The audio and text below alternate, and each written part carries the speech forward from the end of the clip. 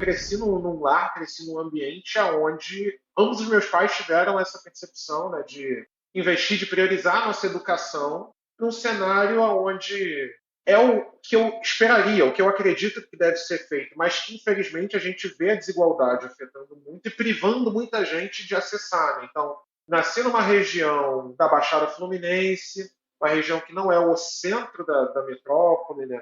Sou negro, minha família é negra, a gente não tinha uma renda elevada, tinha classe média baixa. E desde novo, meus pais, assim, o que você quer? Você quer estudar? Então a gente vai te dar a condição de estudar.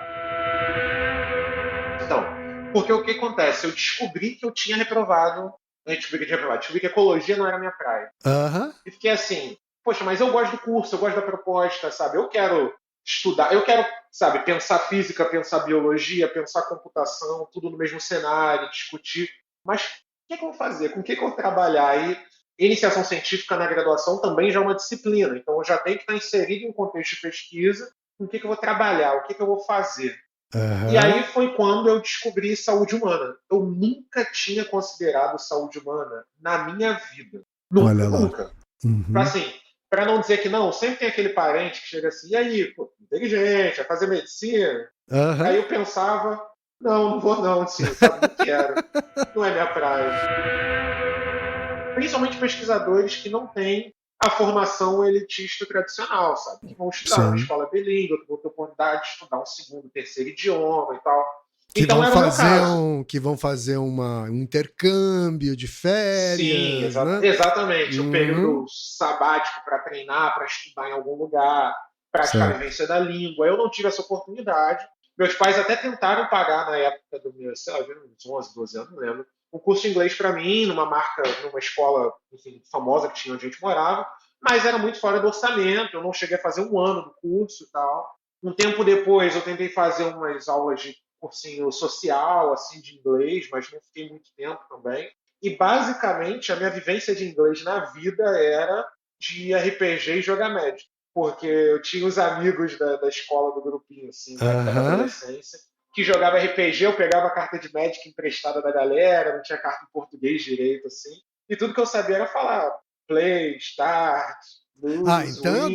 Meu inglês era inglês de jogo. detectei aqui a sua faceta nerd. Jogador de Não, com RPG certeza. e Sem Magic. dúvida. Colaborar com muita gente, muito lugar diferente, e estava lá quando a pandemia começou. Então eu lembro disso até hoje. Eu Ah. estava na Califórnia em dezembro, apareceu uma virose, né? A gente começou a ouvir os primeiros relatos sobre uma virose respiratória, que era um coronavírus. Eu e alguns amigos de virologia, a gente começou a discutir, olha, essa virose tem algumas características de um vírus que pode causar um surto grande. Porque você Vamos ficar começou a estudar o acompanhando. coronavírus lá em 2014. Já tinha estudado, pô, já tinha um Uhum. know-how. Vamos ver aonde isso vai dar. Só que nem de longe eu imaginava que fosse chegar na dimensão, no cenário, no que a gente viveu. Assim. Não tem como estar preparado, não existe formação que te prepare para isso. Assim. Naruhodô Entrevista. Rômulo Neres. Naruhodô. Você quer apoiar a ciência? Quer apoiar o pensamento científico? Quer ajudar o Naruhodô a se manter no ar? Ouvir os episódios e espalhar a palavra já é um grande passo. Mas existe um outro jeito. Quem possibilita isso é a Aurelo.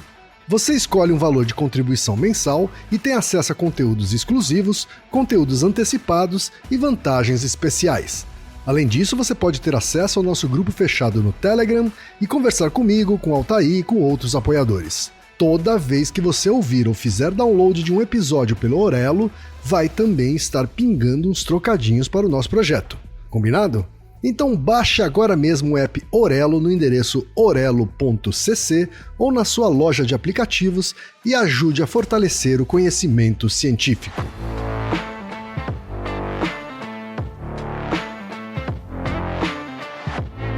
E chegamos ao momento Alura.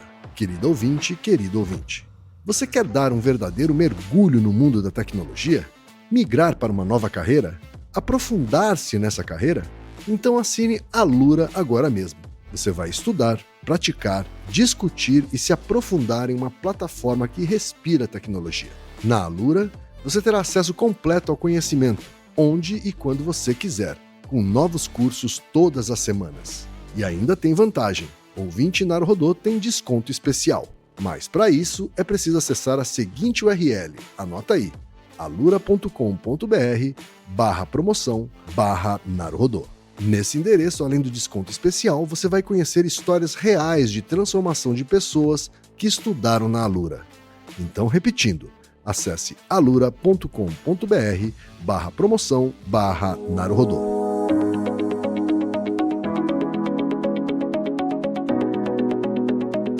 Ilustríssimo ouvinte, seguimos com a série Naruhodô Entrevista, que está trazendo conversas descontraídas com cientistas brasileiras e brasileiros que contam sobre suas trajetórias, seus pensamentos e seus campos de atuação. Neste episódio, vamos falar com Rômulo Neres.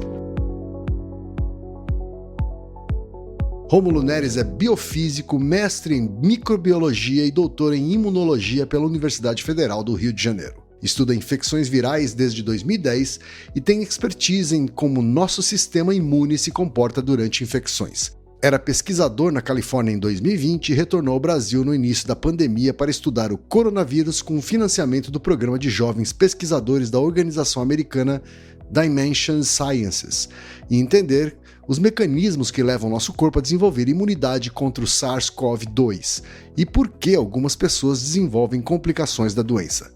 Desde o início da pandemia, tem se destacado como especialista e consultor de diversos veículos de mídia nacionais e internacionais, discutindo infecção, imunidade, tratamentos e terapias contra a Covid-19. É membro da equipe HALO da ONU e busca promover confiança e informações adequadas de saúde em parceria com a iniciativa global da ONU Verificado, como o Vaccine Confidence Project e o Vaccine Alliance. Em 2021, fez parte da lista Forbes Under 30 como um dos nomes mais relevantes do país em ciência e educação com menos de 30 anos de idade. Também foi responsável por implementar o diagnóstico molecular de leptospirose no Laboratório Nacional de Referência no Instituto Oswaldo Cruz. Vamos então para a conversa com Rômulo.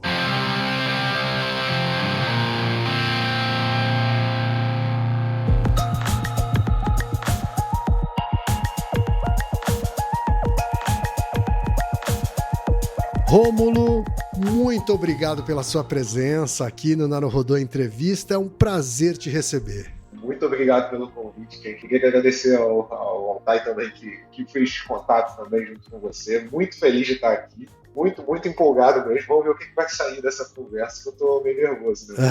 Que isso. Relaxa, vai sair coisa boa, tenho certeza disso. E Rômulo, para começar, eu vou começar como eu começo com todas as pessoas que a gente entrevista aqui. Eu queria saber quando é que o Rômulo nasceu, onde ele nasceu, em que contexto, sabe? Eu queria que falasse um pouquinho do nascimento e da infância desse Rômulo.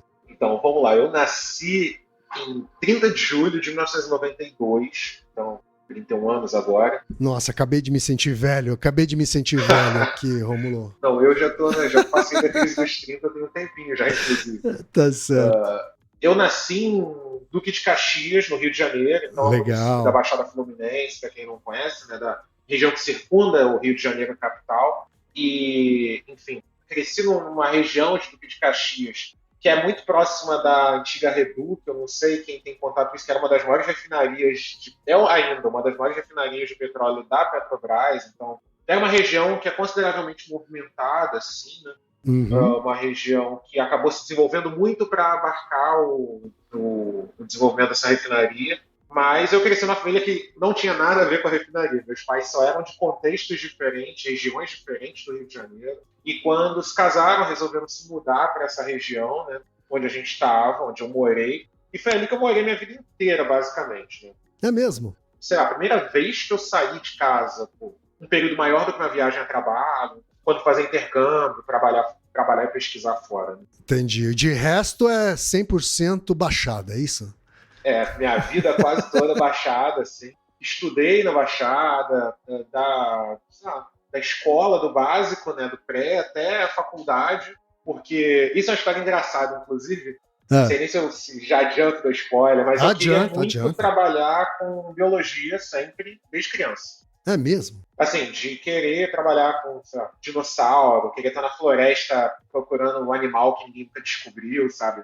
Essas experiências, assim, era um deslumbre muito grande da infância, enfim, como a biologia chega pra gente, né? Chega muito por curiosidade, por essas coisas. Certo, certo. E eu queria muito fazer biologia, mas no ensino médio eu resolvi fazer um curso técnico. Na época tinha aquela questão de profissionalização, né? Assim, meus pais sempre apoiaram a minha carreira, mas tinha aquele negócio de estudar com algo, eventualmente você pode trabalhar, mesmo se não quiser usar, já tem o conhecimento, serve para fazer um vestibular e tal. Uhum. E aí fui fazer um curso técnico na época em metrologia, normalização e qualidade industrial no Inmetro. Caraca. Esse curso é remodelado, mas na época eu era nem um aluno de sabia ensino que esse médio. curso existia, eu nem sabia que existia. Não, então, eu também conheci, tipo assim, eu conheci umas 3 semanas, não, um mês antes de fazer a prova, talvez, assim. Você tava de olho em vestibulinho de escolas técnicas, assim? Eu tava olhando umas coisas assim, mas isso me chamou a atenção, porque tinha uma vivência toda de, enfim, na época, um instituto renomado, que a gente ouvia falar muito também, né? O Inmetro fazia aquelas reportagens, as coisas sempre chegavam para mim muito por um canal meio midiático, né? Será a infância crescendo, né? O Inmetro Então, fazia os testes pro Fantástico, não é? Exatamente isso, sabe? Os caras mediam balança, se a balança do açougue funciona, se o posto de combustível não tá te roubando. Se o produto diz que quanto tem mesmo. É exatamente isso. Eu fiquei assim, poxa, eu sei o que é, sei o que faz, pô, com certeza eu vou gostar, e fui fazer, né? Fiz a seleção, passei. E uma coisa positiva na minha vida foi que o Inmetro me fez gostar muito de ciências exatas. Eu não gostava de ciências exatas. Tipo assim, até no início da minha adolescência, eu corria de matemática. Ensino médio, eu comecei correndo de físicas, química. E aí o que acontece é que lá a gente tinha uma vivência muito técnica, operacional das áreas que eu trabalhava, mas muita dessa vivência operacional é uma vivência de fundamentos, de fundamentação, assim. Então, claro. Você achou que com biológica você ia fugir disso, é isso?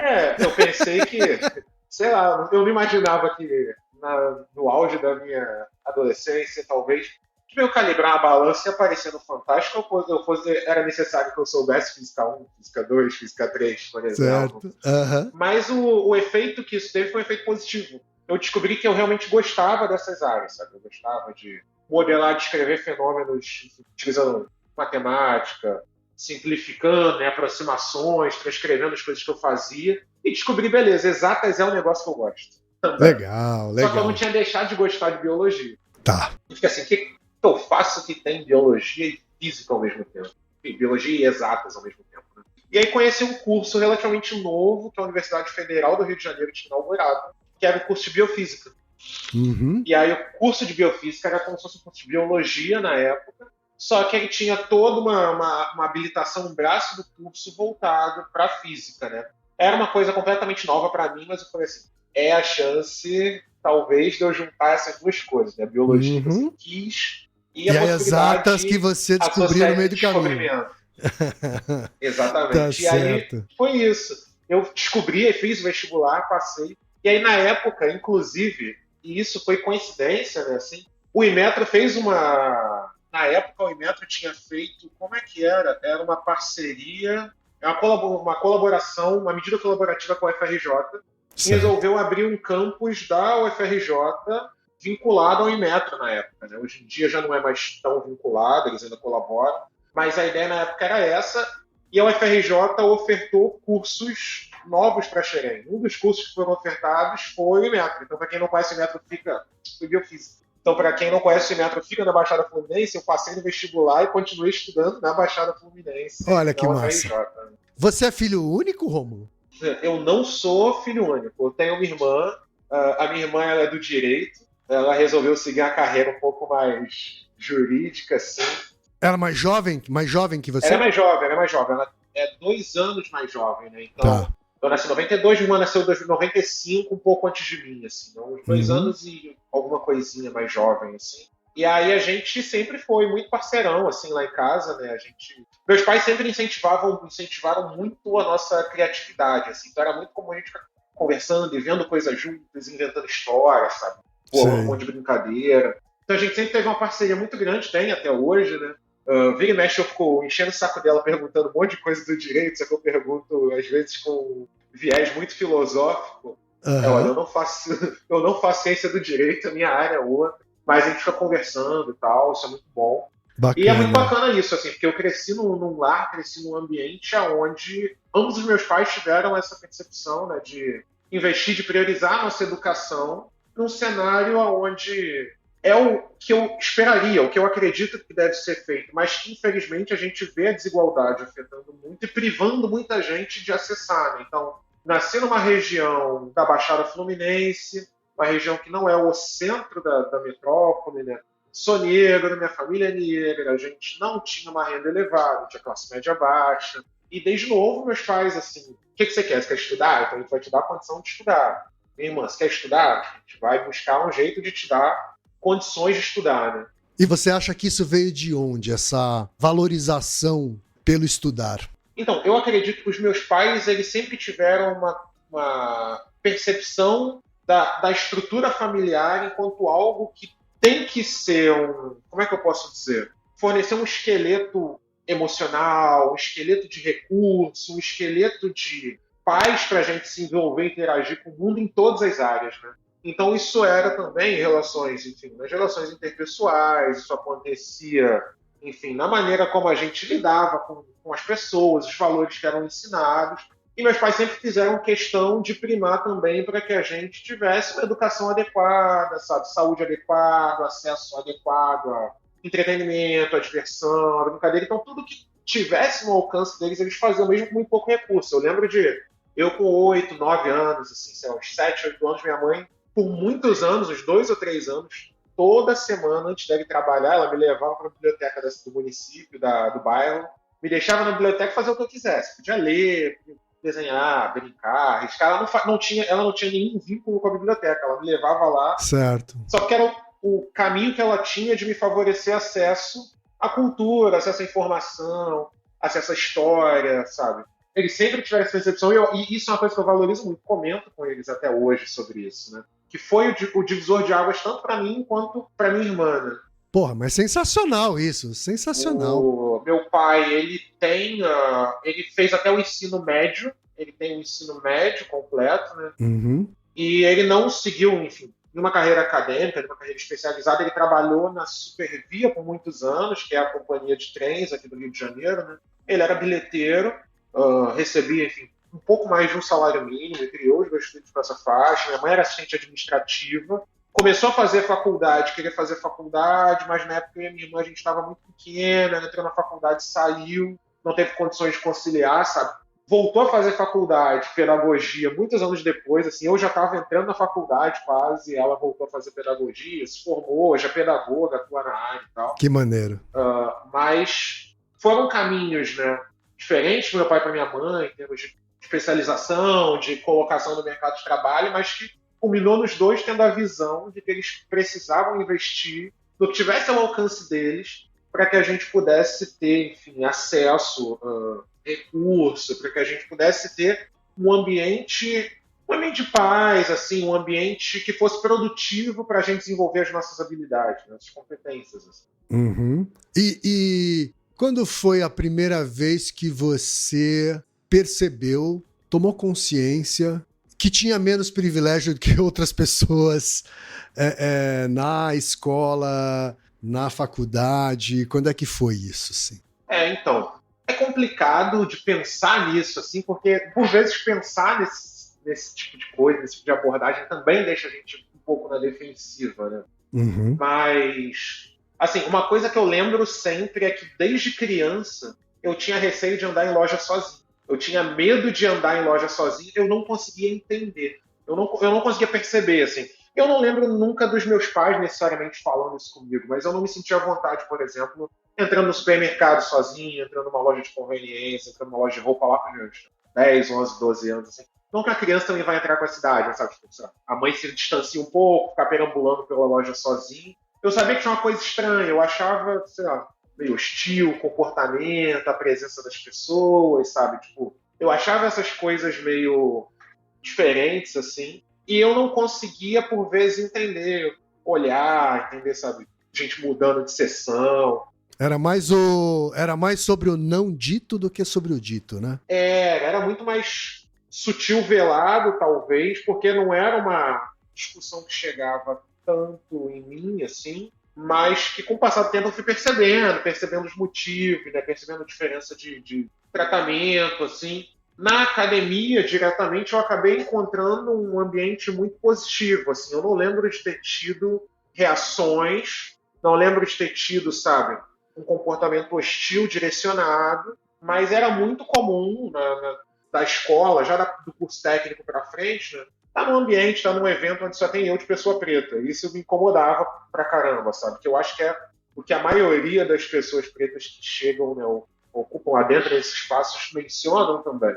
Uhum. Era muito estranho, a sensação de, sabe, eu tô num auditório com 300 pessoas que pensam, planejam tomada de decisão, pensam abordagens estratégicas do país, e assim, muitas poucas pessoas pretas, sabe?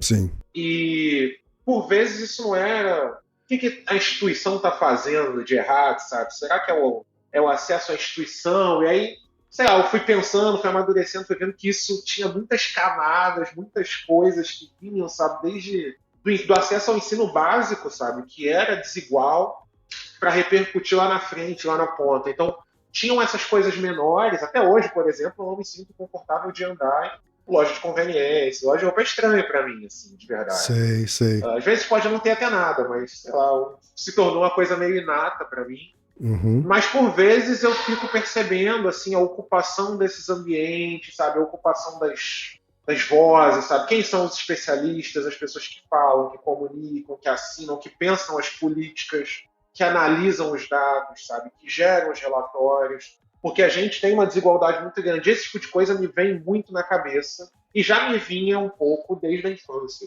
Uhum. De maneira mais inconsciente na infância. Sim, e aí exatamente. Depois elaborando isso um pouco mais.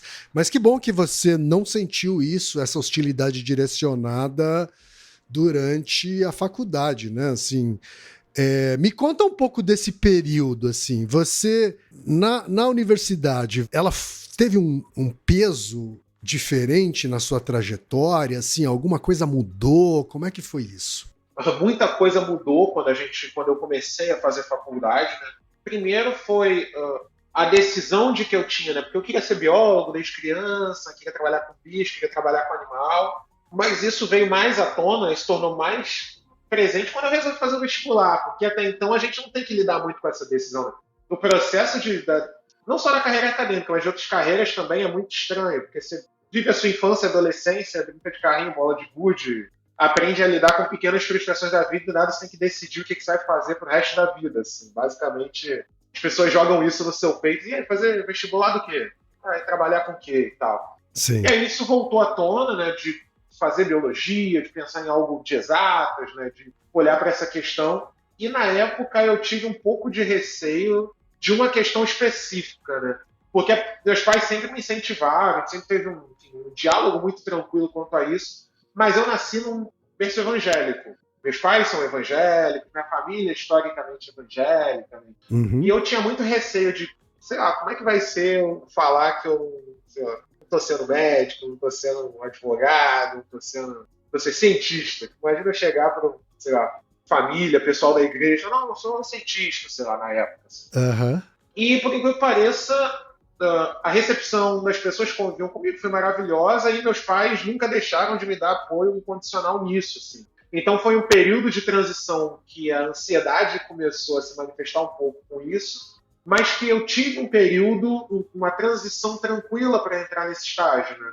Então eu consegui chegar na faculdade tendo apoio da família, tendo, sabe, o incentivo deles, tendo feedback, sabe? A gente conseguia conversar sobre muita coisa nessa época. E isso me ajudou muito a entrar na universidade e me preparar para a vida acadêmica futura, né? Uhum. Eu não me imaginava como um pesquisador, assim, eu não tinha esse recorte de que era isso que eu queria fazer dentro das ciências. Você já se via fazendo pós, e fazendo mestrado, e fazendo doutorado? Então, assim? ainda não. Eu imaginava que eu fosse trabalhar, talvez, numa unidade de conservação, trabalhando, talvez, com, enfim, algum instituto de conservação, algum instituto de pesquisa, mas eu não tinha a vivência de que a carreira acadêmica. Eu sabia, já tinha ouvido falar de mestrado, doutorado, sabia que posições de destaque que envolvem carreira acadêmica. Você tem pessoas que tiveram mestrado, doutorado, mas não passava na minha cabeça terminar a faculdade e fazer isso necessariamente. Eu fui descobrindo isso ao longo da faculdade. Por algum motivo específico, assim,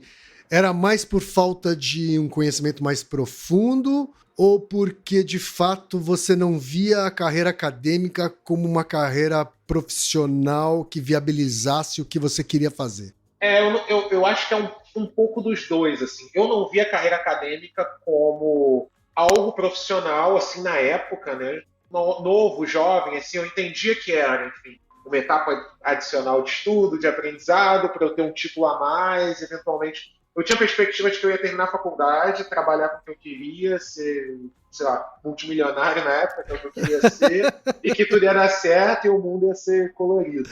Certo. Então eu não tinha planejado muito. Eu não sou uma pessoa cujo forte é planejamento, inclusive. Mas eu não tinha planejado muito meus passos além da graduação. Assim. Sim. Eu imaginava que o desenho ia ser mais ou menos esse, para me encaminhar e me colocar no mercado de trabalho, numa perspectiva profissional, como profissional de biologia, sem ter que perpassar o mestrado, o doutorado na área.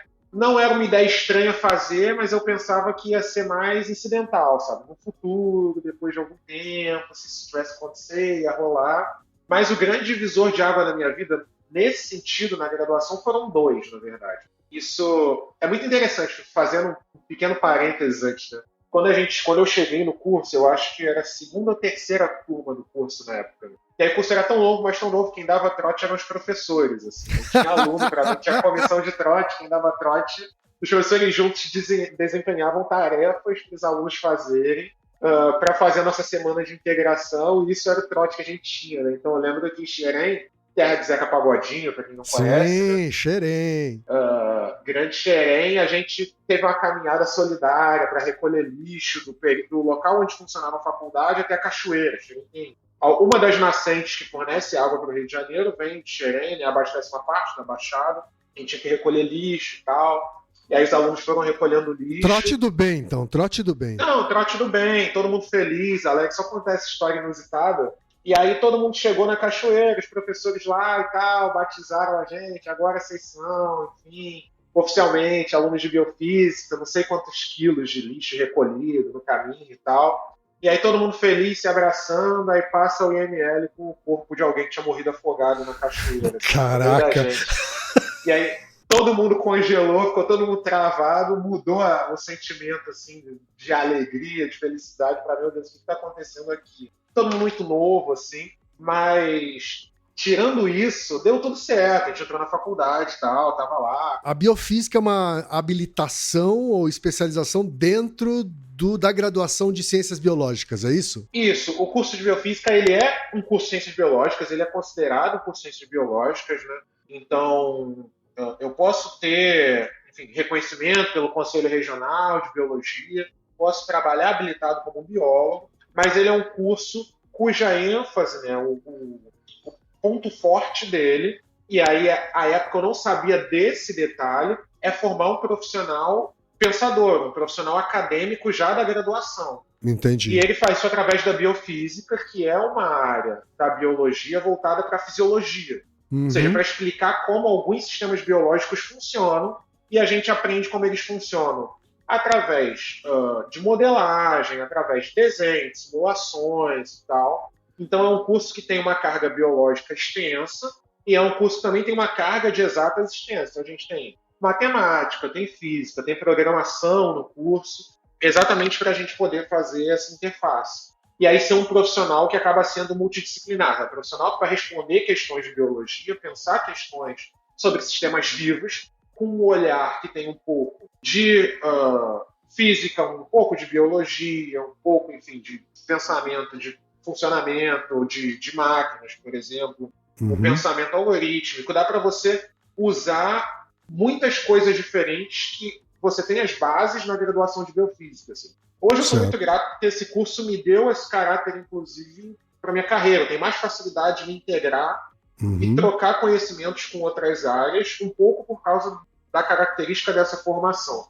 E na própria graduação você já teve contato, então, com o método científico? Tive. Então, ele é um curso que é pensado realmente para que o aluno desde sempre tenha contato com pesquisa, né? Então, a partir do segundo período, se eu não me engano, acho que é do segundo período, a gente já tem.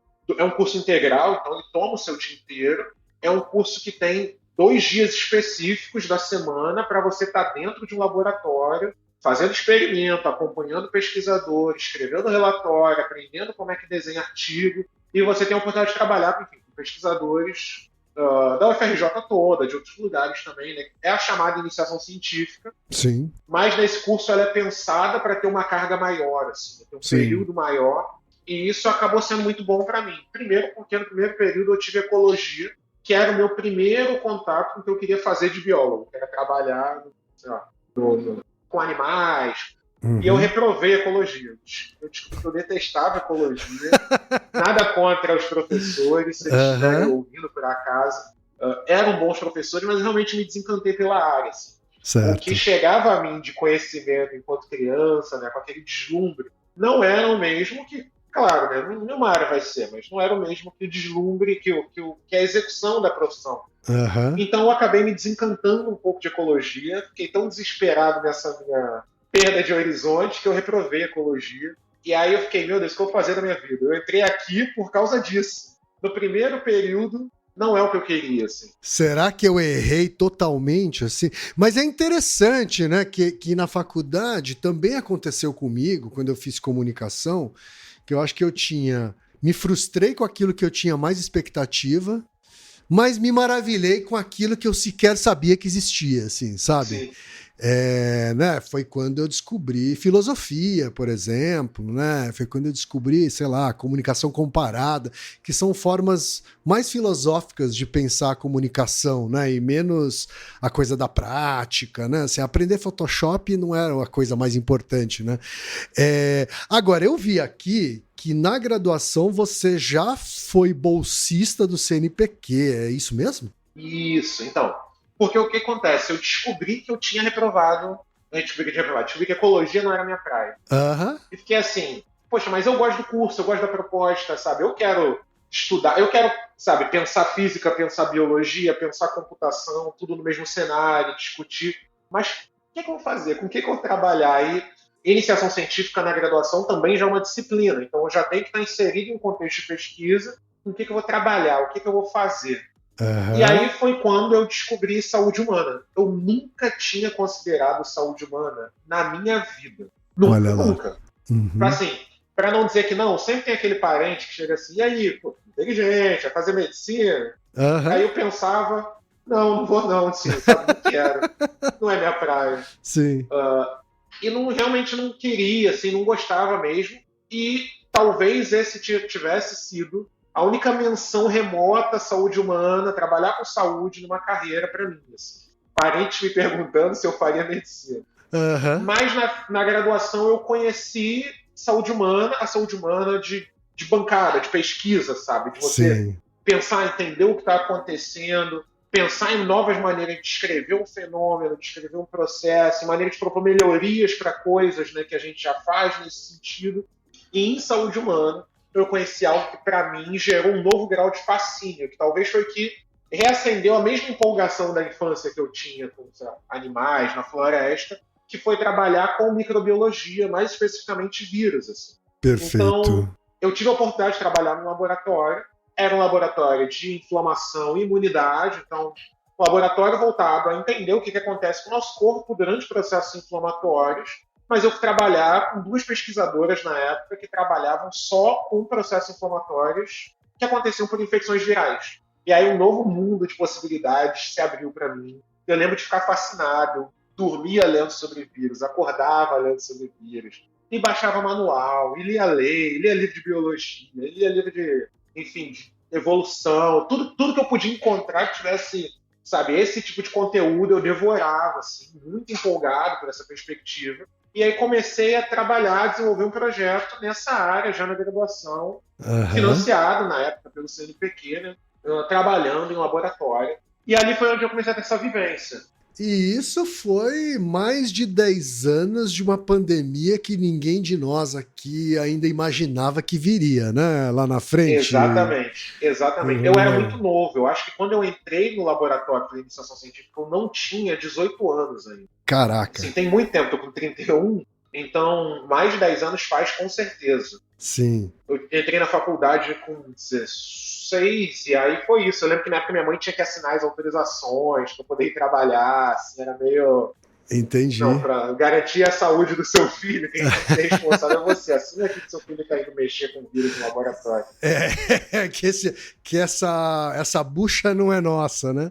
Ô, Exatamente. eu vou tentar ler aqui o título do seu trabalho na graduação, ó. Caracterização da atividade antiviral de compostos porfirínicos na replicação de vírus envelopados. Consegui falar o porfirínicos. Conseguiu falar. Rômulo, me explica o que é isso.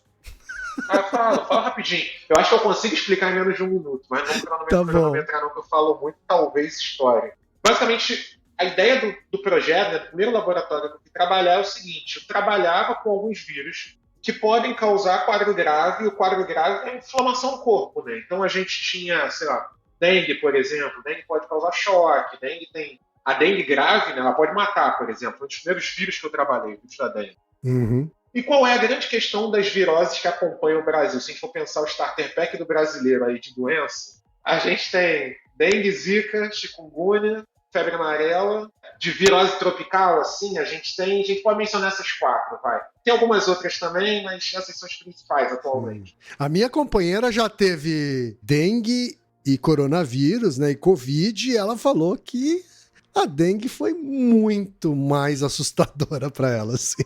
Então, dengue realmente, algumas complicações da dengue elas são muito graves, assim, elas são muito debilitantes também, né? Então, o que a gente acaba tendo no Brasil é um cenário onde essas doenças circulam sazonalmente, né? Porque depende do mosquito, depende do vetor. Então, quando a população de mosquito aumenta, a tendência é que o número de casos aumente com o tempo. Quando a população de mosquito diminui, a tendência é que a quantidade de casos diminua. Geralmente são doenças, então, que vão crescer durante o verão, ou durante períodos mais quentes do ano, número de casos. E o negócio interessante é que, se você for com os sintomas básicos dessas doenças numa unidade de saúde, o médico não vai conseguir ter um diagnóstico, o profissional de saúde não vai conseguir te dar um diagnóstico específico do que você tem.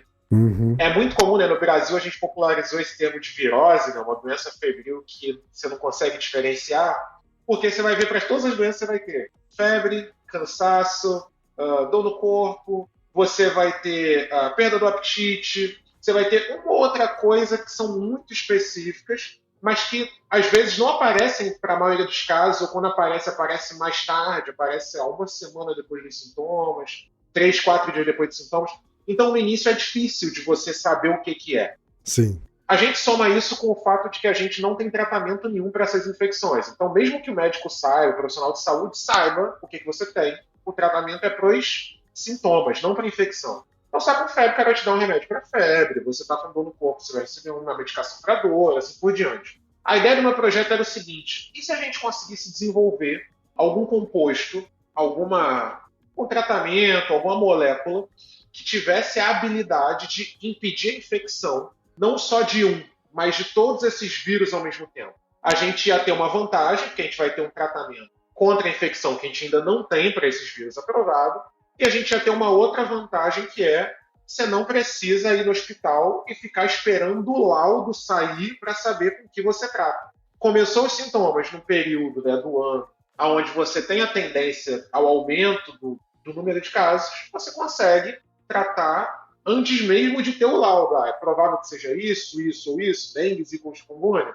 Sabendo que a medicação, que existe uma abordagem terapêutica segura, que combate a infecção para os 3 casos, vamos utilizar ela. Então, a minha ideia era essa: descobrir moléculas que tivessem a mesma eficiência em impedir a infecção de vários vírus diferentes. E daí vem esse nome gigante. Eu descobri uma classe de moléculas que eram as porfirinas, né, que conseguiam inativar vários vírus diferentes, mais ou menos com a mesma eficiência. Para falar de uma maneira mais simplificada, porfirinas nada mais são do que as moléculas que dão cor para o mundo. Assim. Muitas das coisas que são coloridas na biologia são feitas de porfirinas. Então, por exemplo, a hemoglobina do nosso sangue, né? Uhum. Que é composta por M, que é uma molécula que tem um íon de ferro, um átomo de ferro no meio, e ela dá uma coloração avermelhada para o nosso sangue. Ela é uma porfirina.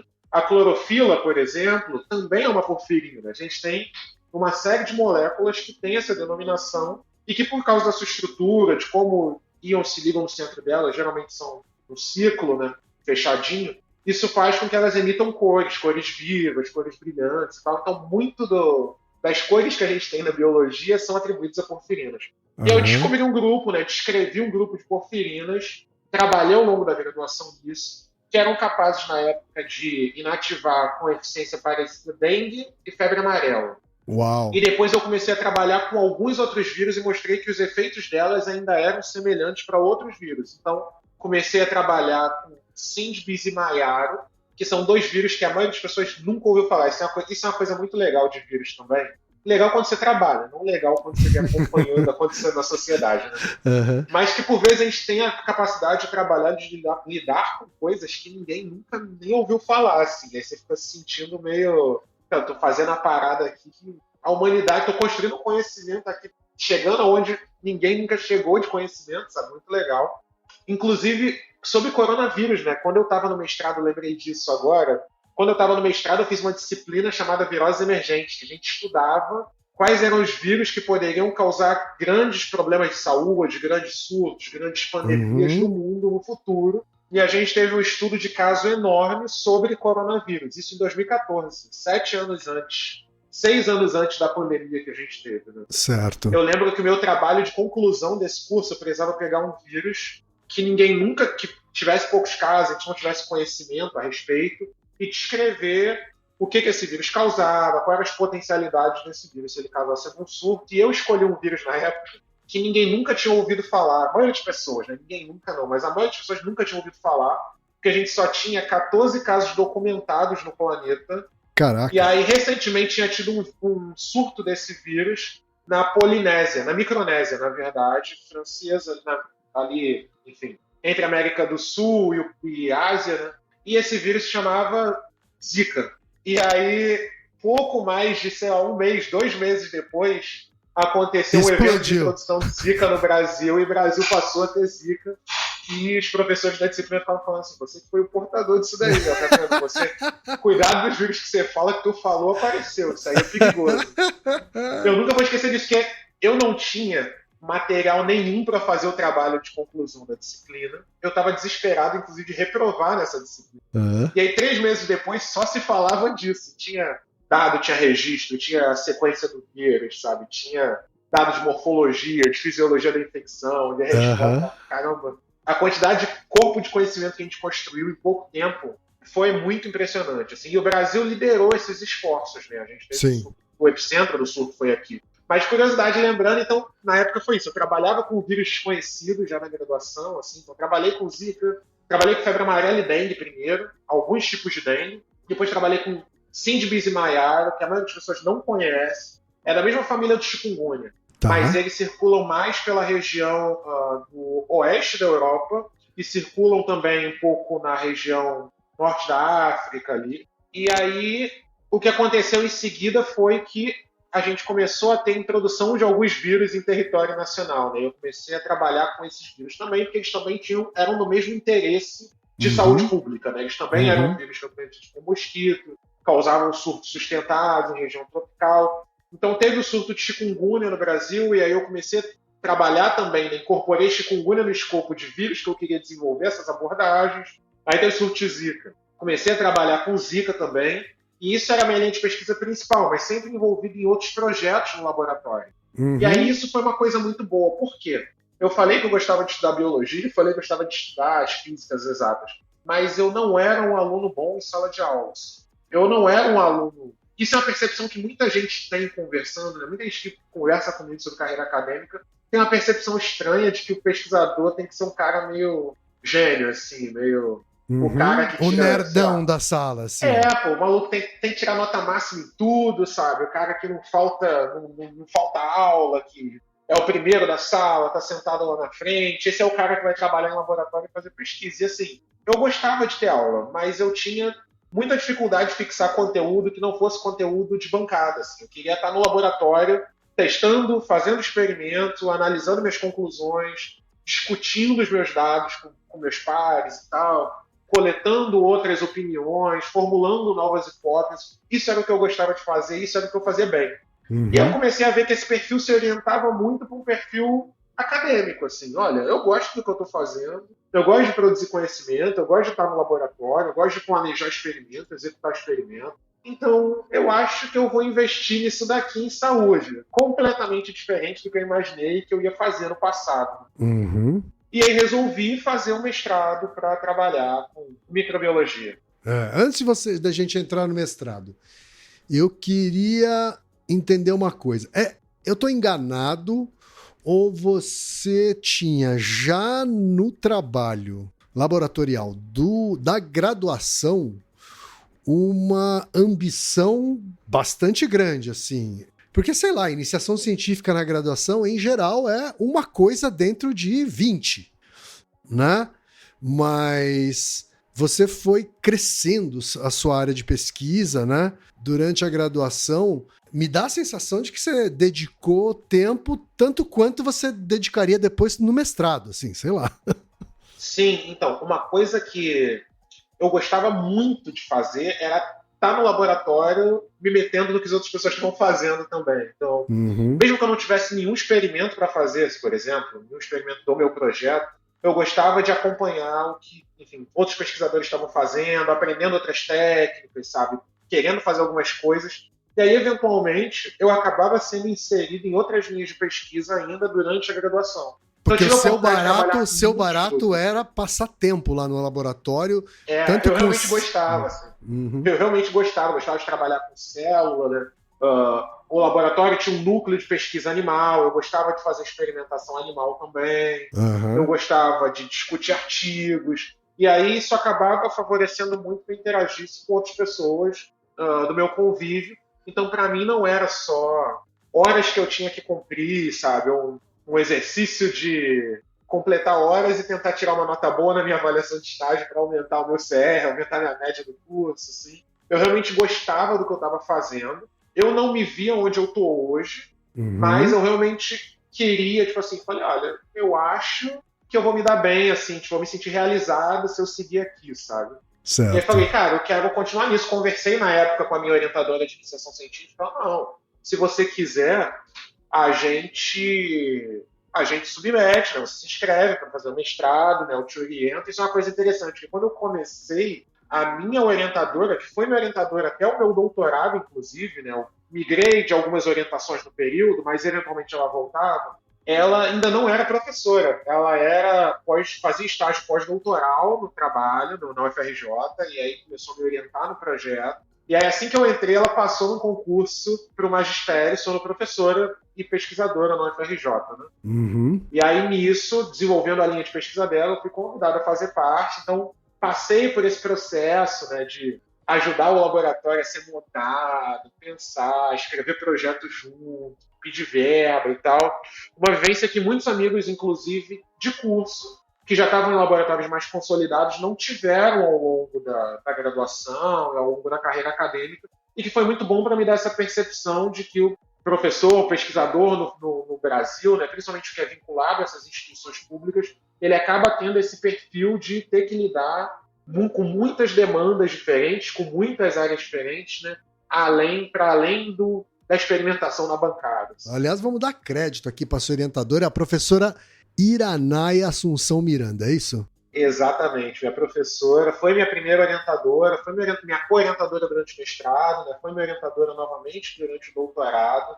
A gente publicou muita coisa interessante junto, assim, a gente fez muitas descobertas interessantes junto, e ela sempre investiu também, teve esse perfil de abraçar, investir, potencializar os alunos, sabe? Então eu sou muito grato a isso, muito da minha experiência profissional e até acadêmica, quando eu estou treinando novos profissionais, perpassa muito do que eu aprendi com ela, assim, sabe? Ela sempre fez questão de que eu tivesse um ambiente amigável, um ambiente de pesquisa acolhedor. Infelizmente, a gente ouve muito relato, né, sobre assédio na academia, sabe? Sobre perseguição na academia, sobre competição, rivalidade nesse contexto de orientando, orientador, que estabelece relações que muitas vezes são nocivas para o orientando, porque a relação é desproporcional, é uma relação de poder, é uma relação de poder estruturado ali, e eu nunca passei por isso. Sempre tive um ambiente que foi muito propício, inclusive, para que eu pudesse desenvolver todas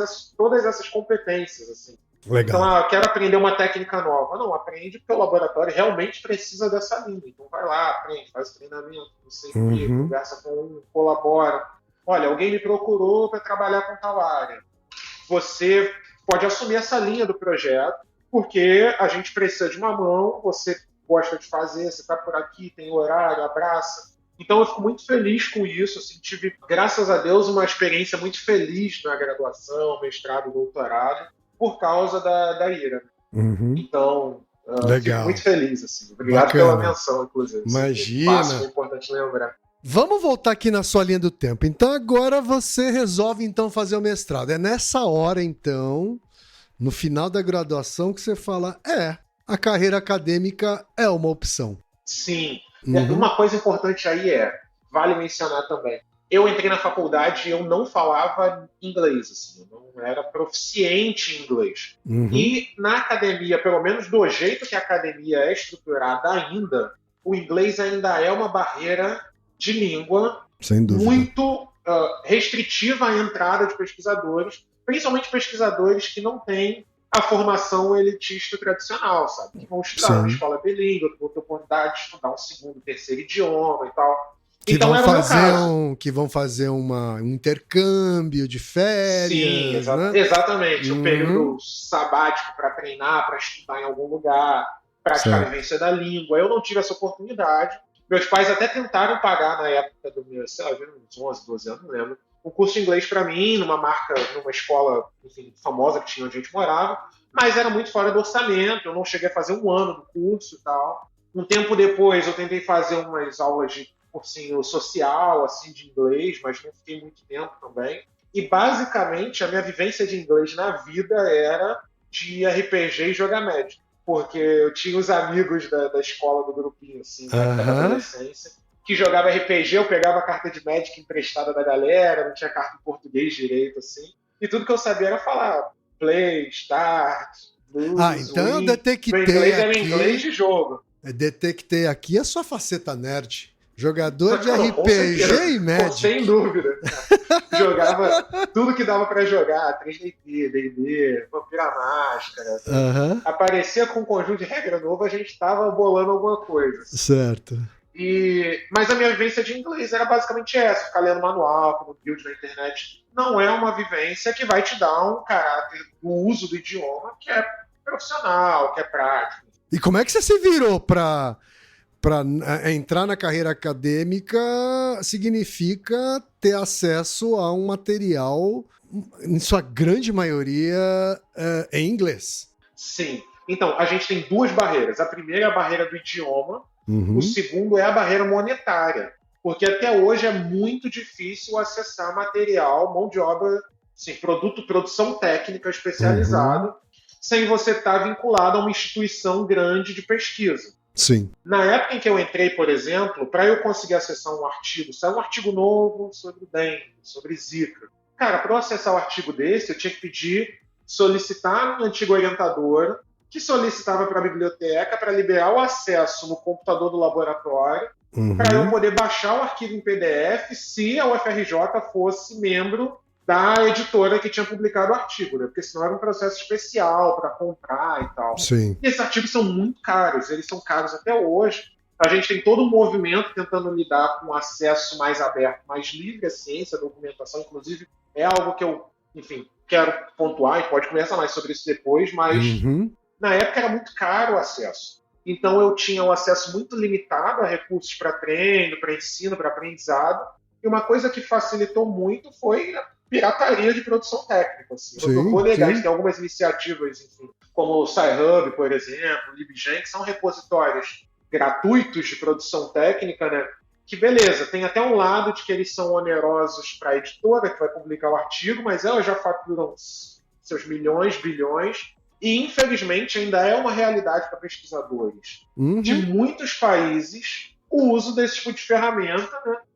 Infelicidade no sistema, no sentido de que o acesso não é feito da maneira que ele foi planejado, mas exatamente porque, às vezes, um artigo custa 120, 130, 140 dólares o acesso se você não for subscrito na editora. Exato. E você tem uma verba de pesquisa limitada para, às vezes, comprar insumo para sua pesquisa, que já é caro. Então, aqui no Naruhodô a gente é pró-Sci-Hub. Obrigado. Então, tô me aproximando dessa questão com cuidado para. Mas assim, Sci-Hub, a carreira de muito, muito pesquisador bom foi forjada com Sci-Hub. Assim. Sem dúvida. Eu já tive que usar Sci-Hub para artigo meu. Meu artigo meu foi publicado. Eu recebi o link da editora, olha, seu artigo já está disponível. Eu entrei no link e a editora estava me cobrando pelo meu artigo. Eu tentei acessar a versão final do meu artigo, com o link de autor, e não estava disponível, eu tinha que pagar. Eu fui lá no Sci-Hub, joguei o link do meu artigo e acessei o meu artigo. Claro. Deixa as editoras faturarem com pessoas jurídicas, com empresa, com universidade rica lá dos Estados Unidos, entendeu? Exatamente. E as pessoas físicas, pesquisadores, vamos de Sci-Hub e afins.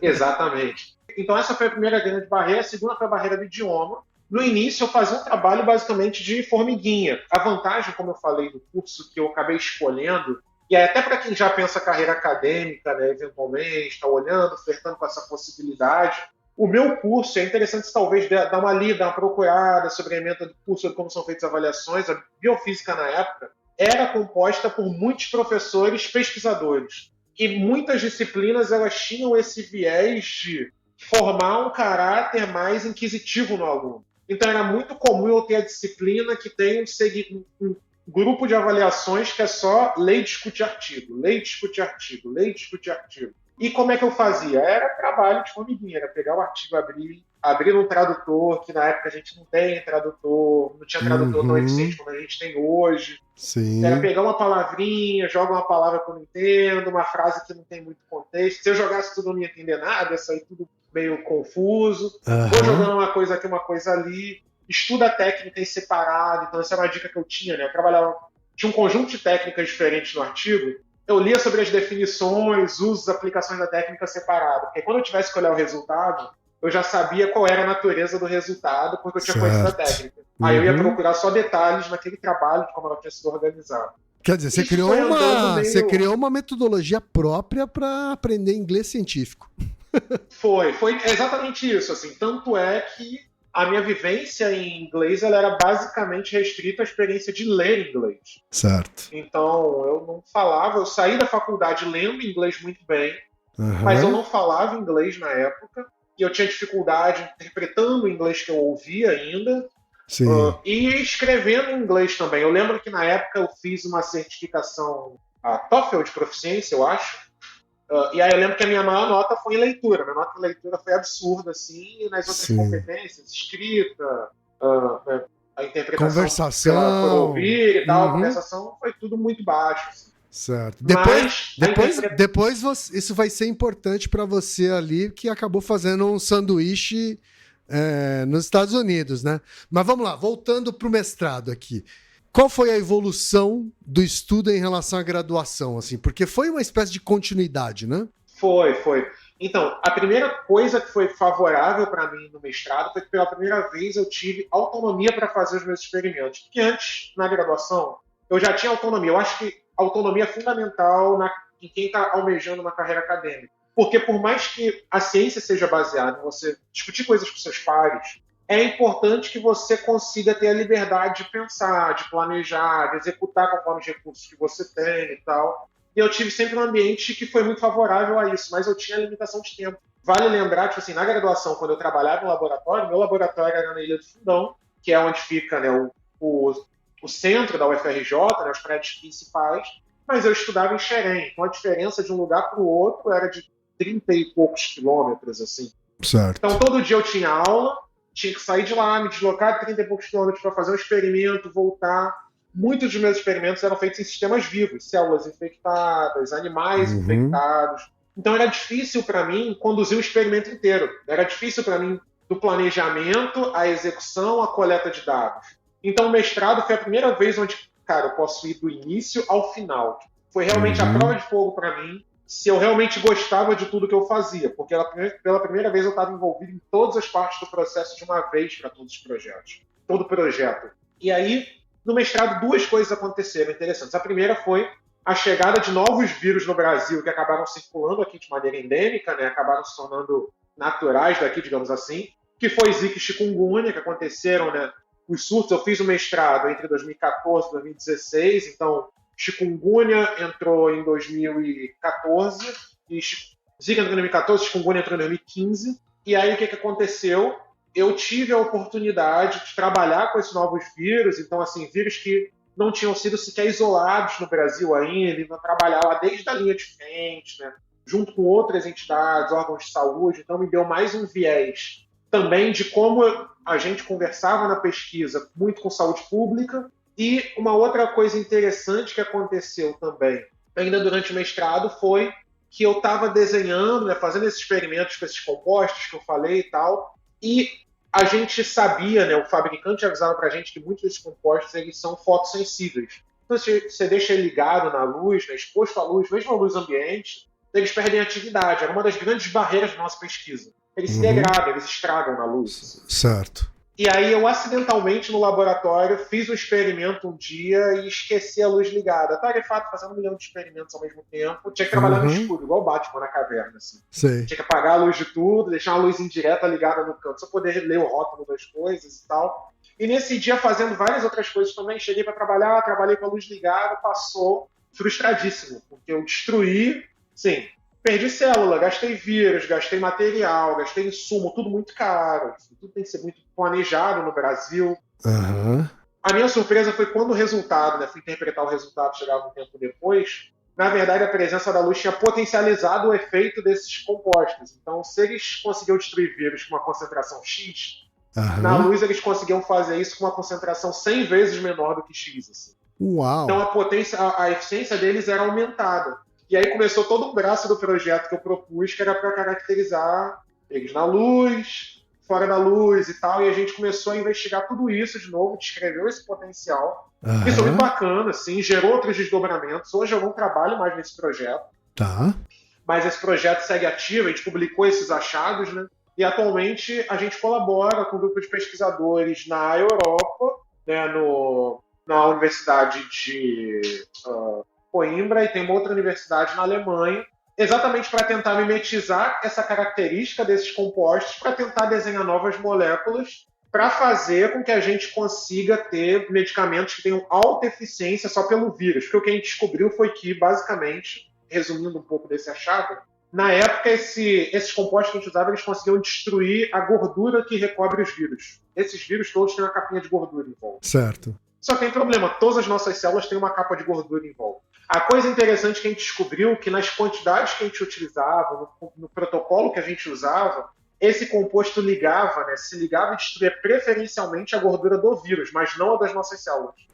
Então, mesmo num cenário onde eu tenho vírus e célula junto, as células vivas, os compostos iam lá, destruíam os vírus e as células continuavam bem e vivas e tal. Então a gente resolveu criar, né, agora está em um laboratório que é um laboratório de biofísica aplicada, onde eles modulam, né, tentam estudar quais são as propriedades dessas moléculas para fazer com que elas façam isso, para tentar desenvolver toda uma nova classe de fármacos, de medicamentos que sejam antivirais por essa propriedade, para que a gente tenha, no final das contas, o quê? Uma eficiência alta e uma segurança alta também. Né? Porque quando a gente incorporou Zika, por exemplo, qual era o grande apelo de Zika na época? Que a gente tinha uma das principais manifestações como a síndrome congênita em neonato, em crianças recém-nascidas e tal. Então, qualquer tratamento que você vai propor tem que ser um tratamento seguro para gestante, por exemplo.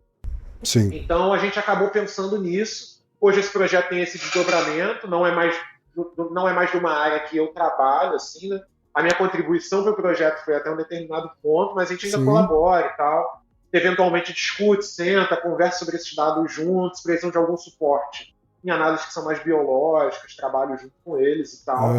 Mas no mestrado foi basicamente essa percepção que eu tive de, caramba, agora eu posso fazer um pouquinho de tudo Assim, tenho a chance de botar a mão no planejamento, na execução e na análise, no resultado. Sabe, os dados que eu estou gerando não vão depender mais de alguém para começar ou para Aham. terminar os dados para mim e tal. E isso foi muito, muito interessante e reafirmou na minha cabeça que eu queria seguir a carreira acadêmica. Certo. O mestrado, né, Rômulo, passa muito rápido, né, cara? Tipo, Passa muito, e eu defendi meu mestrado antes do tempo ainda, inclusive. mesmo menos de 2 anos, é isso? Menos de 2 anos. Eu terminei o mestrado com. Eu estava com os créditos concluídos para defender o mestrado com 1 mês e um ano e 1 mês. E aí eu Caraca! atrasei a defesa do mestrado em 3 meses, 3 ou 4 meses, assim. Aham. Eu completava 2 anos em agosto, eu terminei as coisas do mestrado em fevereiro, mais ou menos, fevereiro, março, e fiquei esperando, porque na época teve uma questão da CAPES para implementar a bolsa. Tá. Acabou o orçamento, a verba para implementar novas bolsas no início do ano, ao invés de ser no final. E aí Aham. congelou a implementação de novas bolsas e tal, e aí, tá bom, vamos prolongar o mestrado, porque essa bolsa está garantida. Porque Entendi. isso é uma outra coisa também, né? Mestrado e doutorado depende de dedicação exclusiva. Isso é uma coisa que, somado aos outros obstáculos todos, também acaba tirando muita gente do caminho. Eu tenho amigos que Claro. eram brilhantes na academia, assim, brilhantes enquanto eram alunos de iniciação científica em laboratório, Uhum. mas simplesmente desistiram da carreira porque é insalubre para a pessoa sobreviver, né, à época, recebendo uma bolsa de mestrado de R$ 1.300, R$ 1.500, tendo que Sim. morar sozinho no Rio de Janeiro, se locomover no Rio de Janeiro, alguns já planejando família, planejando novos passos da vida, e não era para ser, mas acaba gerando aquele contexto de ou você escolhe uma coisa ou escolhe outra, assim. Total, Terrível, né? total. Acaba sendo uma barreira absurda, assim, né? Para quem tem a necessidade de gerar renda própria, assim, né? Sim. Agora, antes da gente ir pro doutorado e o sanduíche que você fez, eu preciso te perguntar, porque você continuou falando sobre caracterização de atividade antiviral de compostos porfirínicos, mas agora na replicação de arbovírus. O que é um arbovírus, Então, Romulo? já vou falar. Quando a gente fala de. Eu falei que comecei a trabalhar com dengue, febre amarela. Esse projeto acabou ganhando esse caráter de desenvolver algo que conseguisse lidar com a infecção por vários vírus ao mesmo tempo, que tivesse a mesma característica. Esses do Starter Pack que a gente mencionou, eles são convenientemente chamados de arboviroses, porque é uma sigla que vem do inglês, que significa que eles são vírus transmitidos por artrópodes. Então a maioria deles é arthropod-borne viruses. Sei. Então, a maioria desses vírus, eles são transmitidos ou por mosquito, ou por pernilongo, ou, enfim, por carrapato, alguma coisa do tipo. E aí é uma sigla para isso. Essa sigla ela não é taxonômica. Então, taxonomistas não trabalham com essa denominação, não é uma família, um gênero, sabe? Tá. Um subgrupo, um grupo, um reino. Tá. É uma definição à parte que a gente usa para dizer que a gente está se referindo a esse grande grupo, porque, apesar de serem vírus diferentes, dengue, por exemplo, chikungunya são de famílias diferentes, são de gêneros diferentes, eles têm algumas características que são parecidas, e por isso eles são chamados de arbovírus para simplificar. Entendi. Eles geralmente são transmitidos por artrópode, então depende da dinâmica do vetor para explicar como é que é a dinâmica da doença na população. Não é só afetado por mais ou menos gente circulando, é afetado por mais ou menos mosquito. O início da doença é parecido, a forma de transmissão é a mesma, é da picada do inseto, então você agrupa na mesma categoria. Então não tem nada a ver com árvore, que é o que é o sufixo arbo acaba me sugerindo, assim, sabe? Sim. Enfim, tá bom. Aí você então resolve fazer o doutorado. Imediatamente, assim, depois do mestrado, como é que foi isso? Assim? Isso, eu já entrei no doutorado, no mestrado, animado para seguir um doutorado. Só que aí, durante o mestrado, né, uma coisa que me chamou muita atenção foi imunologia. Foi a carreira que eu acabei seguindo também.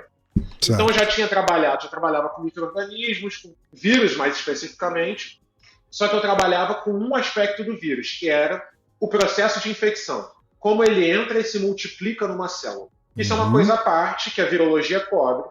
Só que agora eu queria saber novas coisas, assim, isso mesmo de estudar esses vírus, né? Quando Zika entrou no Brasil, quando chikungunya entrou no Brasil, e aí, o que esses vírus fazem?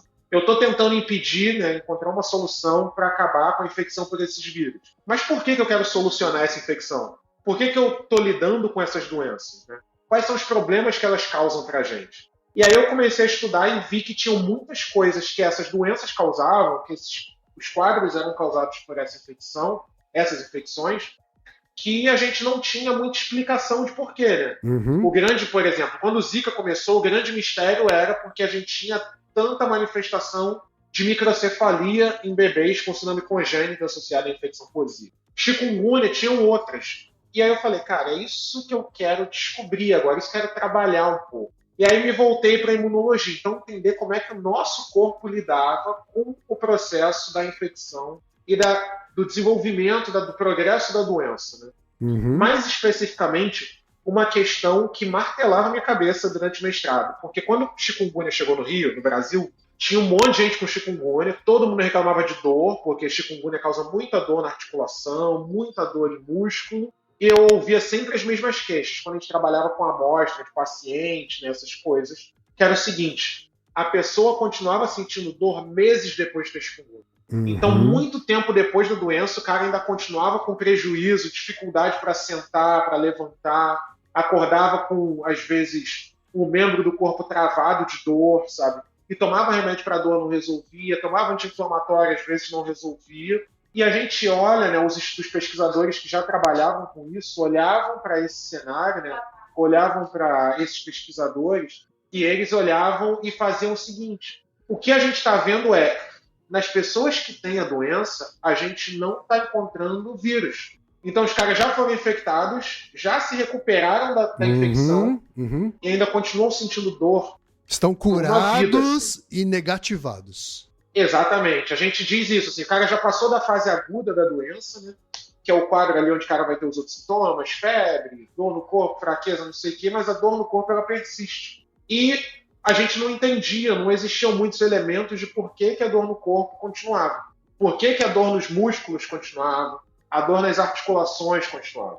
E aí eu falei, cara, beleza, é isso que eu quero investigar agora. E aí, ainda dentro de vírus, mas dentro de vírus dei uma mudada de foco, de carreira, assim, resolvi fazer uma seleção para o doutorado em imunologia e inflamação no UFRJ para trabalhar especificamente com esse aspecto. E aí fiz Uhum. a seleção, passei e aí começa um outro capítulo muito, muito interessante também da minha vida, dessa carreira. Ainda continuei trabalhando num primeiro momento com esses projetos que eu trabalhava no mestrado, comecei a colaborar com outros projetos, trabalhar com outros pesquisadores também, mas aí comecei a desenvolver esse caminho de pesquisa que, resumindo, né, era isso. Por que as pessoas sentem tanta dor depois que elas têm chikungunya e sentem por tanto tempo?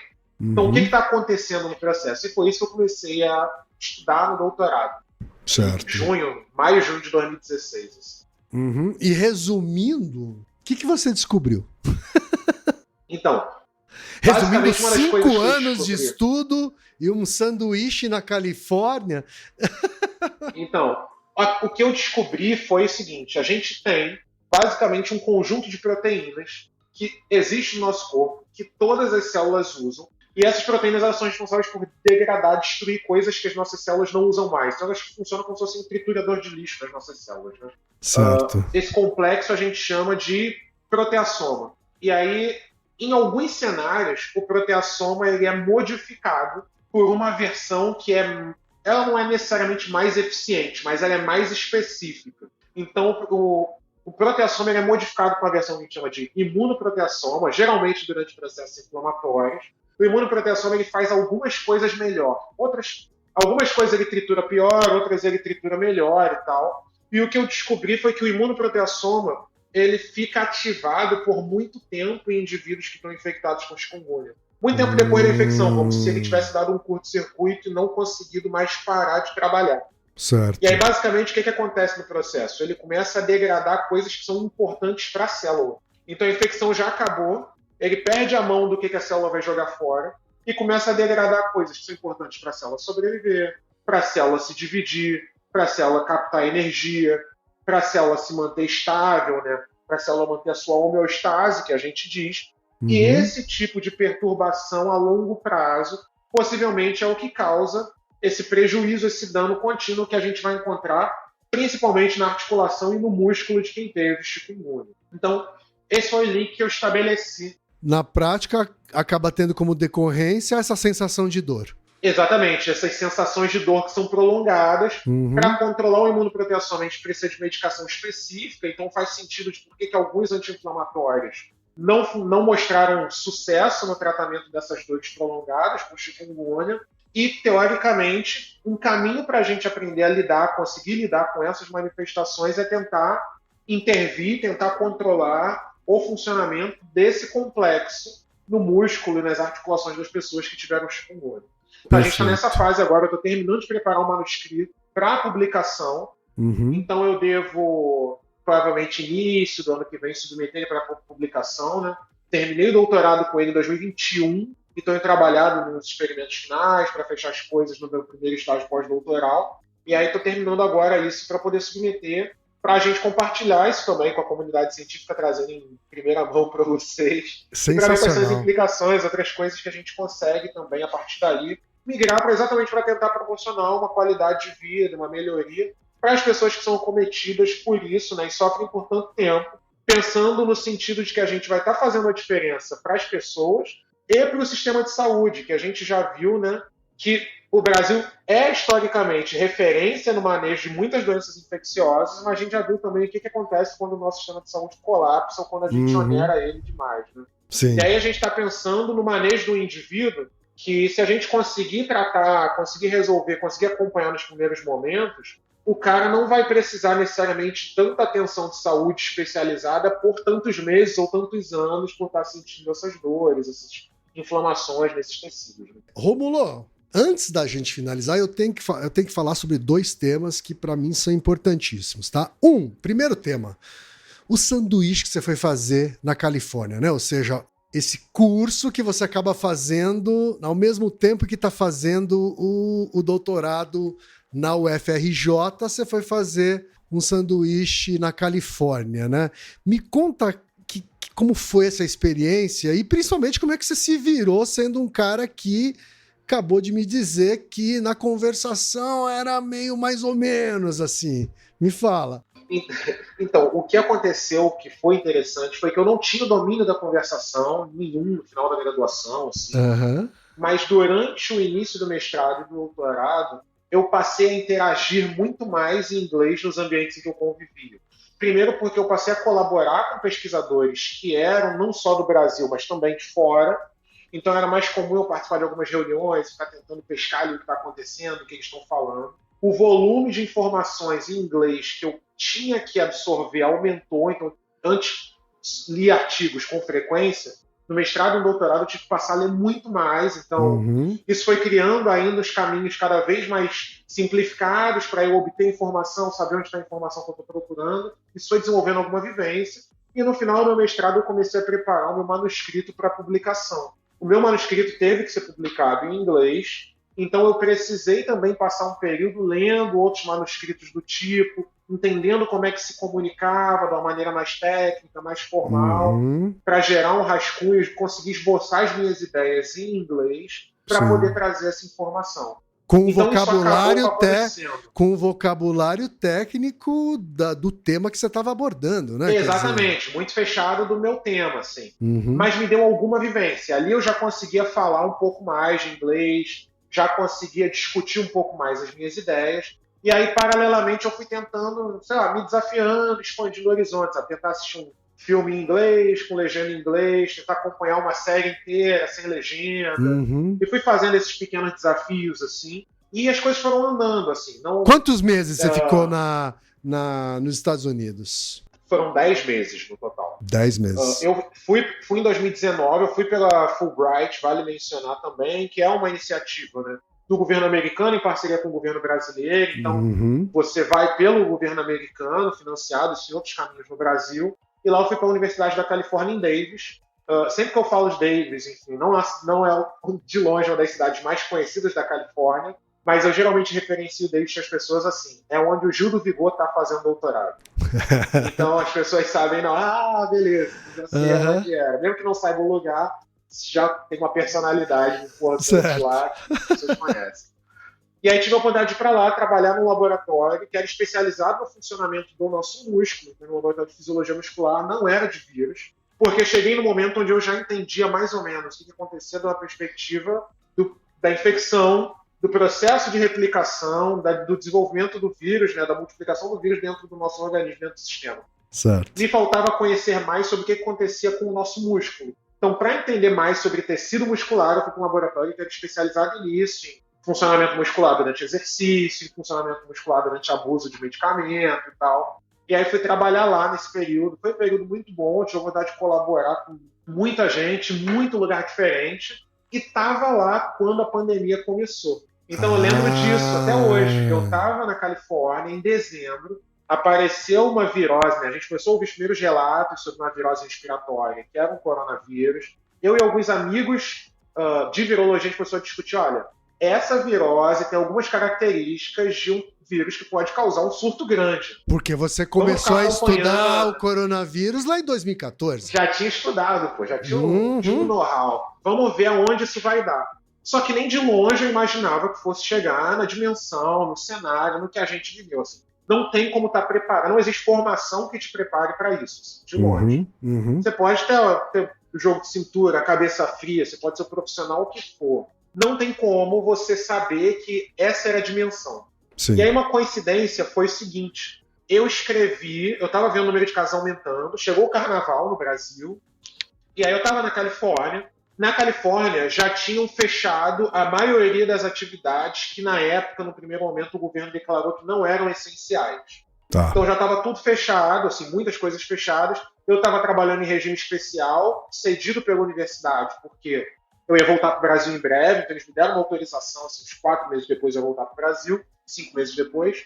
E aí eu resolvi escrever um fio no Twitter sobre o que eu sabia sobre coronavírus. E aí é um vínculo do meu sanduíche com uma outra fase da minha vida.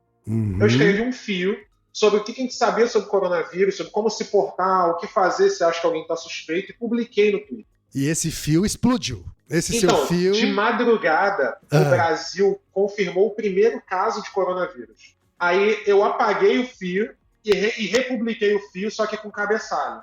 Com o primeiro caso de coronavírus confirmado no Brasil, que era fazer uma coisa muito de coincidência. E fui dormir. Com o fuso horário, quando eu acordei na Califórnia, eram umas 8 da manhã, no Brasil já era 1 da tarde, meu celular tinha travado de notificação. Porque o Twitter aparecia todas as notificações na tela e não parava. Eu tentava desbloquear o celular e não conseguia dar o slide para cima da tela, assim, não conseguia desbloquear com o digital tudo travado.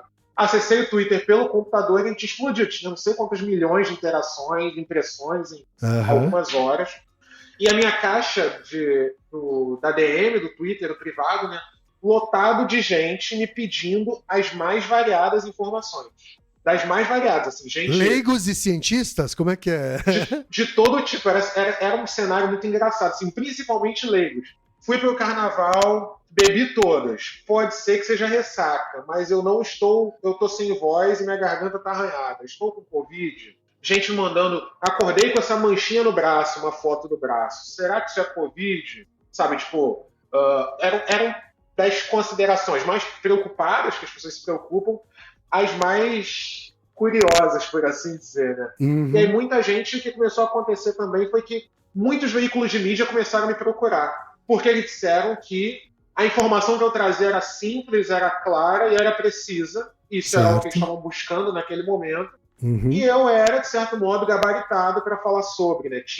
Não gosto da palavra gabaritado, mas eles julgavam que eu era uma pessoa adequada para falar sobre o assunto. Ainda não tinha nem terminado meu doutorado, até me apresento no FIA assim, sou doutorando em imunologia, não sei, não, mas tudo bem, pra gente serve, não sei o quê. E aí começou uma vida de dividir a minha vida entre, basicamente, fazer o meu doutorado e entrar em links, entrar em entrevista, colaborar, ser consultor. Então, trabalhei com o pessoal do Fatal Fake, por exemplo, muito tempo. Colaborei com, sei lá, quase uma centena de artigos do Fatal Fake sobre coronavírus. Comecei a trabalhar com um monte de veículo de mídia da noite pro dia, assim, trabalhando com o pessoal. E aí eu tinha essa percepção de que eu queria levar para as pessoas o máximo de informação que fosse importante para que as pessoas pudessem salvar e preservar a própria vida naquele momento. Então foi um momento onde eu me desliguei um pouco de forma, porque eu fui treinado para falar de um jeito muito específico, né? A carreira acadêmica é isso. Me desliguei um pouco de forma, me desliguei um pouco de outros conteúdos e passei a focar exclusivamente em saúde. Assim, eu dormia e acordava produzindo coisa em saúde, trabalhando no laboratório. Saúde, laboratório. E aí resolvi voltar para o Brasil, voltei para o Brasil para trabalhar com coronavírus aqui também. Uhum. E isso foi quando que você voltou para o Brasil? Isso foi entre maio e junho de 2020. Então a pandemia tinha começado no Brasil tinha uns 3 meses, foi no início. Sim, ainda no começo. Uhum. Foi um pouco depois, um pouco antes da primeira onda. Sim. E aí comecei a trabalhar aqui com pesquisa, né? Paralisei o que eu tinha feito sobre chikungunya e comecei a trabalhar com Covid. E aí trabalhando com uma série de canais, veículos de mídia, uma série de profissionais, de portais, e muita gente elogiava, de fato, assim, valorizava o conteúdo que eu estava produzindo e tive a oportunidade de colaborar com muita gente. E aí começaram a surgir alguns convites interessantes, então comecei a trabalhar com alguns jornais, comecei a trabalhar com alguns observatórios internacionais, checagem de fatos, comecei a trabalhar em campanhas maiores, campanhas de YouTube, campanha de, enfim, da Fiocruz, de alguns lugares maiores, assim, campanha na BBC, né? Trabalhando com reportagens na BBC, trabalhei com o pessoal do Intercept também. Uhum. E aí veio o convite para integrar a equipe Halo da ONU no final do ano, que foi uma outra coisa muito interessante. Assim, eu queria falar sobre as minhas pesquisas, eu sempre falava sobre o que eu fazia para as pessoas. Assim. Sempre que eu publicava um artigo, eu fazia um textinho de Facebook, de Twitter, de Instagram, para falar sobre as minhas descobertas, mas não é porque eu queria mostrar para as pessoas que a gente que é cientista, a gente também está preocupado, também está trabalhando com a sociedade, também está debruçado, pensando questões, resolvendo problemas, enfim. Seja na ciência mais bancada, mesmo que você não trabalhe com uma aplicação direta, assim. Aí comecei a trabalhar com o pessoal da ONU, comecei a trabalhar com algumas outros canais, né, de pesquisa, de pesquisa, não, de divulgação e tal. E aí eu comecei a trabalhar muito dando consultoria, fazendo curadoria de conteúdo, assim, porque logo minha imagem começou a ser muito explorada, eu precisava da cara de alguém para falar alguma coisa e tal. Eu não tinha a coragem que muitos pesquisadores grandes também que assumiram, né, esse papel de comunicadores tiveram. Então a gente tem, enfim, Átila, tem uma série de outros pesquisadores grandes, né, na época também, que se tornaram grandes porta-vozes do que estava acontecendo no Brasil. Uhum. Eu tinha muito medo de retaliação, de perseguição, eu desenvolvi ansiedade durante o período. Então, foi um período de muitas conquistas, mas foi um período também de algum peso e algum sofrimento. Sim. Não, eu conheço o Átila. Conheço o Átila pessoalmente e sei que ele também teve seus perrengues. No evento, exatamente. Uhum. Então, assim, o que eles faziam para mim era sublime, assim, era um peso que eu não conseguia suportar. Então, eu continuei trabalhando e trabalhava muito com outros veículos, como consultor, como colaborador, mas no sentido de me preservar, deixei de usar um pouco da minha imagem nesse período. Mas ainda assim tive alguns bons retornos, né? Sem saber, eu fui indicado para o Forbes Under 30, que na minha área acabou sendo um reconhecimento importante, né? E aí entrei para a lista por fazer comunicação, a divulgação, né, nesses cenários. E assim, tenho muito feedback positivo, muita gente que me alcançou, quer agradecer. Poxa, Romulo, eu não tinha certeza se eu tomava vacina ou não, eu estava muito inseguro, estava muito desencontrado, mas vi um post, vi uma mensagem tua, vi um vídeo que tinha lá teus créditos. Achei muito claro, achei muito simples, tomei coragem, me vacinei, obrigado e tal. Então, esse tipo de coisa me dá um senso de realização muito grande, assim. Hoje em dia, eu divido minha carreira entre essas duas coisas. Ainda quero trabalhar com divulgação. Hoje, eu estou mais voltado para laboratório, para bancada, enfim. Mas, eventualmente, ainda tenho colaborado com outros portais, outros produtores de conteúdo, outros eventos, assim. Porque eu acho que, no final das contas, isso é um pouco do nosso papel enquanto pesquisador também. É importante que a gente ocupe os espaços que a gente tem para ocupar. Sem Porque dúvida. nessa era de internet, eu pareço meu pai falando sobre internet há 20 anos atrás. Os internautas, né? Exatamente. Nesse período que a gente vive, os espaços que a gente tem para serem ocupados, eles vão ser ocupados por qualquer um, se não for Exatamente. Ser ocupado por gente fazendo propaganda, falando o que quiser. Então, inclusive, até um apelo que eu deixo para outros pesquisadores. Né? Fake news é igual poder, cara. Não aceita vazio. Exatamente. Entendeu? Não aceita vazio, então ele vai lá e ocupa. Romulo, eu queria aproveitar, inclusive, e agradecer por tudo que você fez como divulgador científico e gostaria muito que você continuasse com as duas atividades, como cientista e como divulgador científico, sabe? Acho que as duas têm seu valor. O Naruhodô nasceu assim. O Naruhodô nasceu para levar conhecimento científico de uma forma acessível, sabe? E a gente viveu aí trevas durante o governo anterior, sabe? Trevas sob o ponto de vista de ciência, de verdade, né? Então acho que é importante você seguir as duas coisas. E eu queria que você resumisse em um tweet, agora, para a gente finalizar, no que é que a gente precisa prestar atenção, que cuidado a gente deve tomar em relação ainda à Covid, tá? Porque a pandemia, ou o Covid deixou de ser uma pandemia pelos critérios da OMS, mas ela continua presente, continua mutando, continua apresentando, vira e mexe, crescimentos de casos, né? O que você tem a nos dizer? Assim, a gente falou sobre Covid longa em um episódio, né? E como isso ainda é todo um campo para ser descoberto, né? As consequências a médio e longo prazo. Mas o que a gente tem que tomar cuidado, né? Como se fosse um spoiler para uma outra conversa. Então, o que eu acho que é fundamental é o seguinte: esse é o tipo de questão de saúde que a gente precisa pensar como coletivo.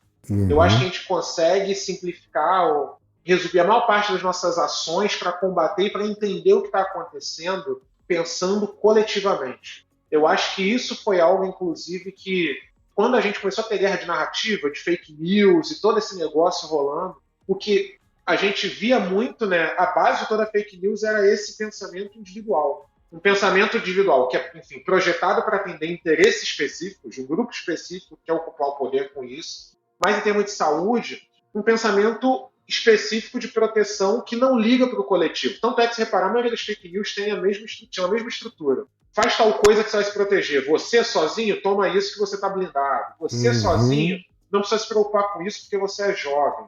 Sim. São questões de saúde que a gente precisa pensar coletivamente. Sim. A sua saúde não depende só de você. Ela depende de todo mundo que está à sua volta. Isso vale para qualquer área da imunologia, né? Quer dizer, não adianta meia dúzia tomarem vacina e o restante não tomar. Aquela população não vai estar protegida, né? Exatamente. Isso funciona. Não adianta você se imunizar sozinho, não adianta você se proteger sozinho, não adianta você obter o conhecimento sozinho sobre isso. Então, você ter a maneira adequada de se proteger, de evitar, de como você monitora esse espaço, esse ambiente, mas as pessoas à sua volta não, coloca elas em risco e você também. Então, cultivar esse sentimento, essa percepção de pensar, de planejar o coletivo, de entender o coletivo. Eu gosto de dar esse exemplo muito rapidamente. O Brasil, há 42 anos atrás, fez o primeiro Dia Nacional de Imunização contra a poliomielite no Brasil. A gente não tinha internet, a gente tinha um acesso à informação muito menor do que a gente tem hoje. Verdade. Em um único dia, o Brasil vacinou mais de 95% da população. A gente vacinou 18 milhões de crianças em um único dia do Dia Nacional, mais de 40 anos atrás. A gente virou referência global em imunização. Exatamente. Os Dias Nacionais de Imunização ao redor do mundo são baseados no nosso. E a gente lê os relatos, é muito por quê? Porque a gente teve um esforço coletivo. Na época, se mandavam profissionais para conversar com os profissionais de saúde de cada posto ao redor do Brasil, para explicar para as famílias a importância, para explicar para os técnicos como é que recebia, armazenava a vacina, como é que aplicava, como lidava com o efeito. Então, a gente sempre pensou historicamente nos sucessos do Brasil, saúde como uma questão coletiva. E a gente precisa continuar pensando. Perfeito. Perfeito, Rômulo. Precisamos nos aquilombar também em prol da saúde. É isso, Rômulo? Exatamente. Rômulo, brigadão. Mas brigadão mesmo pela conversa. Foi um prazerzão te conhecer, sabe? Eu conhecia os seus famosos fios no Twitter. Agora te conhecendo olho no olho foi muito bacana. Eu espero que você venha para São Paulo logo e a gente vai fazer um grande encontro.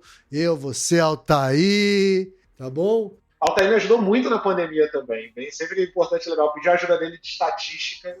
Os dados, estava analisando ele, não, cara, tem esse curso aqui, me recomendou um material dele também muito bom. Assim, legal. Sou muito fã de vocês, muito feliz de estar aqui, tenho contato já tem um tempinho. A gente que é fã de você, ô Rômulo. Brigadão de verdade, viu? E Naruhodô, ilustríssimo ouvinte. E você já sabe, aqui no Naruhodô, quem faz a pauta é você. Você tem alguma pergunta pra gente ou quer comentar algum episódio? Escreva pra nós. podcast@naruhodô.com.br. Repetindo? podcast@naruhodô.com.br. E lembre-se, mande nome completo, idade, profissão e a cidade de onde você está falando. É isso aí. Naruhodo. Esse podcast é apresentado por b9.com.br.